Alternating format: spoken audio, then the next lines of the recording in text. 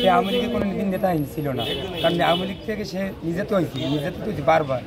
তারা নির্যাতিত করেছে, এই যে এমপি ইলেকশন করেছে, এই যে উপজেলা করেছে, তখন এমপি টুকুমিয়ায় সে তারে অনেক নির্যাতন করেছে, তার দল বল নিচ্ছে আরো অনেক। এইখানে আইছেন কেন আপনারা? এই থানার সামনে আছেন কার? আসলে আমরা জানি দীর্ঘদিন যাবত ছাত্রলীগ করেছে এবং তিনি আপনার এই আওয়ামী লীগের সাথে যুক্ত, এবং এই যখন বিশেষ করে বিএনপি একটি দল আর তারা মূলত নির্বাচনে যায়নি, তখনও তিনি নির্বাচন করেছে স্বতন্ত্রভাবে আমরা জানি, এবং উপজেলা চেয়ারম্যান হয়েছে বারবার। আসলে তাকে তো পুলিশ একটি নির্দিষ্ট একটি মামলাতে গ্রেপ্তার করেছে।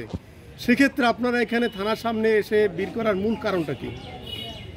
আমরা তো জানি যে এই নির্দোষী মানুষ এই কোনো দলের নাই, স্বতন্ত্র প্রার্থী স্বতন্ত্র করছে, কোনো ছাত্রলীগও ছিল না, কোনোটাই ছিল না।